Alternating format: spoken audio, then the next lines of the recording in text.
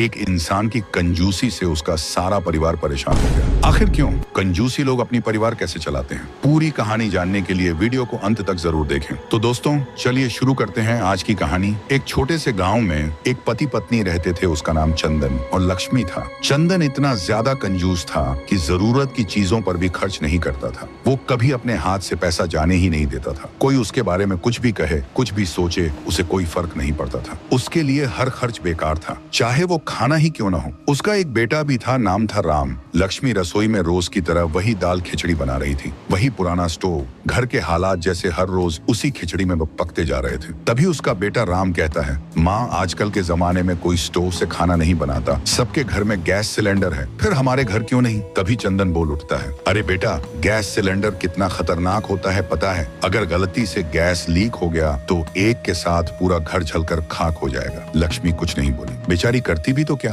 उस घर में चंदन के आगे तो उसके माँ बाप की भी नहीं चलती थी। राम स्कूल में पढ़ता था। चंदन ने खर्चे के डर से उसे घर के पास के ही एक सरकारी स्कूल में दाखिला दिलवा दिया था। जब सब लोग नाश्ते पर आए थे, राम ने बोला, अरे रोज रोज दाल खिचड़ी कौन खाता है? कुछ और भी खाने का मन करता है। चंदन कहता है, बेटा खिचड़ी खाने से सेहत अच्छी और ताजा रहती है, इसमें बहुत प्रोटीन और विटामिन होते हैं। राम दुखी होकर कहता है, लेकिन रोज रोज दाल खिचड़ी गले से उतरती ही नहीं। लक्ष्मी की आंखों में आंसू पर चेहरा शांत। लक्ष्मी को गुस्सा नहीं आता, वो दुखी होती है अपने पति की सोच पर। दिल में कहती है, ये कैसा आदमी है जो अपनी कंजूसी को अच्छाई के नाम पर सही ठहराता है। लेकिन वो चुप रह जाती है क्योंकि उसने उस घर को प्रेम से जोड़ा है, पैसों से नहीं। नाश्ते के बाद चंदन अपने काम से बाहर चला जाता है। राम को भी स्कूल जाना होता है। वही फटे हुए जूते, फटा हुआ बैग, पुराना कपड़ा। स्कूल में सारे बच्चे उस पर हंसते थे, कंजूस का बेटा कहकर। एक दिन राम अपनी दादा, दादी और माँ से कहता है, पापा इतने कंजूस क्यों हैं? चाहे कुछ भी हो जाए वो खर्च करने से डरते हैं। उसकी माँ कहती है, बेटा सब तुम्हारे लिए ही तो जमा कर रहा है ताकि तुम्हारे भविष्य में कुछ कर सके।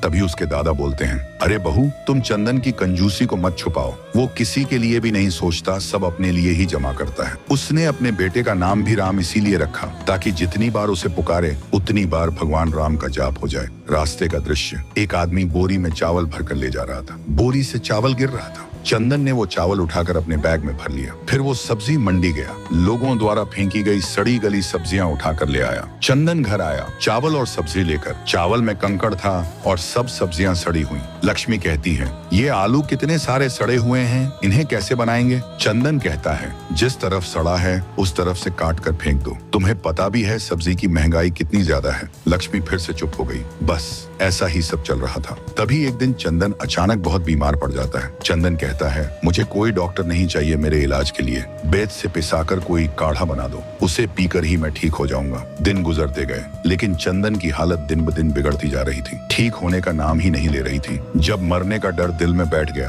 तब चंदन बोल पड़ा, लक्ष्मी मुझे बचा लो, मैं जीना चाहता हूँ। मेरी तिजोरी से पैसे निकालो और डॉक्टर को बुलाओ। जब डॉक्टर के इलाज से उसकी हालत में सुधार आने लगा तब जाकर चंदन को समझ आया कि कंजूसी करने का अंजाम कभी अच्छा नहीं होता। हर चीज बिना पैसों के संभव नहीं होती। इस कहानी का सीख, कंजूसी अगर समझदारी तक सीमित हो तो सही है, लेकिन जब वही कंजूसी रिश्तों से बड़ी होने लगे तो वक्त आ गया है सोच को बदलने का। ऐसी ही और दिल को छू जाने वाली कहानियों के लिए चैनल को सब्सक्राइब करें, वीडियो को लाइक करें, कमेंट में अपनी राय जरूर बताएं और अपने दोस्तों के साथ शेयर करना न भूलें। Thanks for watching.